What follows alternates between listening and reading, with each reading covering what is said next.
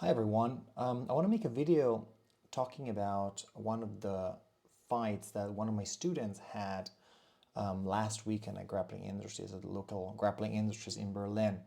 And really something that we've been working quite a bit in the context, especially of private classes. He came to me saying, oh, look, I want to learn a bit more of stand-up game.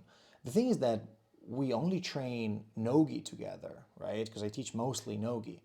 And for a reason that had more to do with the competitions and the brackets and the number of people signed up, he was like, look, I'm going to be fighting in the gi.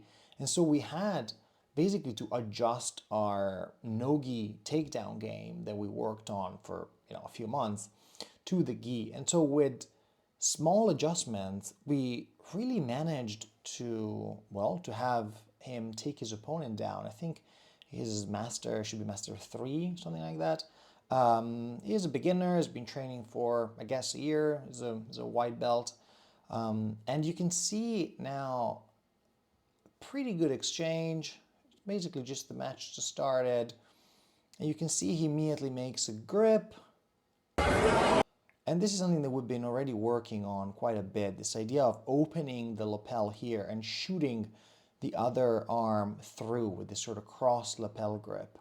And yeah, it was working pretty well. So it opens, tries to shoot this cross grip, right?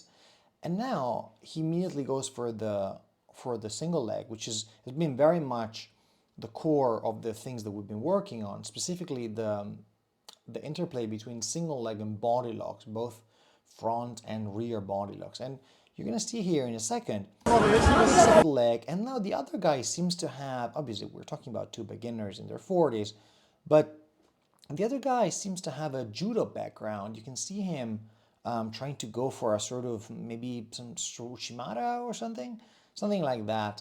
But because Oliver is really, really tight here on the leg, it's very hard for his partner to get a strong whizzer. Of course, he could, there are things they could do. He could go for his belt, but it's not as easy as it looks, right? Of course, if you were an experienced judo player, this would be a pretty easy throw, but because we're talking about two beginners, this seems to work. So Oliver manages to pick up the leg, and now he does something very interesting that we extensively worked on without knowing that his opponent was going to be a judo player, which is very much a pulling motion instead of a pushing motion.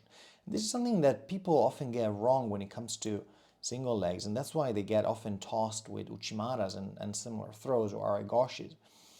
Because from a position here with the leg up, you'll see Oliver pulling his opponent instead of running through him, which could result in his opponent getting a nice, beautiful, one of those high amplitude judo throws. See how he's constantly pulling him. Of course, his posture is not ideal. It's far from ideal. He's very bent over. His hips are far away. But you can see his opponent really trying to get into his arigoshi or uchimata game, and because Oliver is pulling, it doesn't really seem to go anywhere. And eventually, he does something beautiful here. You can see he switches the head to a ear to back, right? He goes straight, climbs straight from a single leg to a standing your body lock, which is very much the core of what I try to teach when it comes to the stand-up game.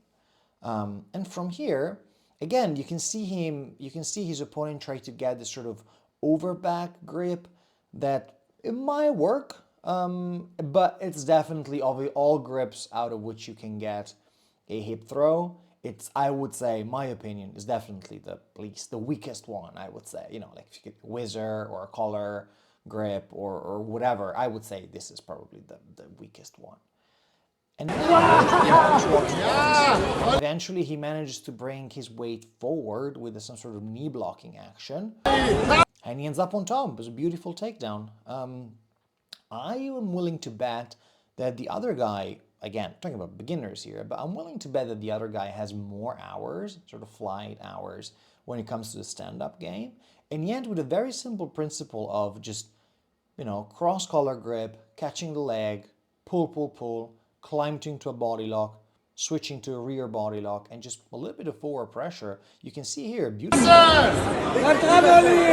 can see again, this guy tries a sort of a makikomi thing, which this is a very common judo thing, but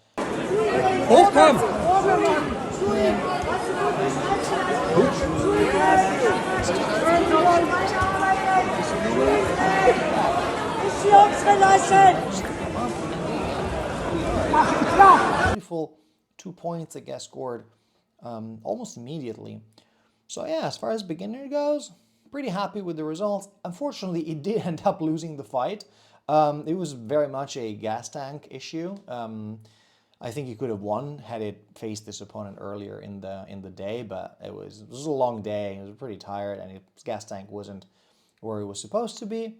But amazing sequence, very good points for someone that has zero experience in takedown game. You know, just training for a few months, and even less experience in takedown game with the gi. So all in all, very good result, very good details, very good display of control.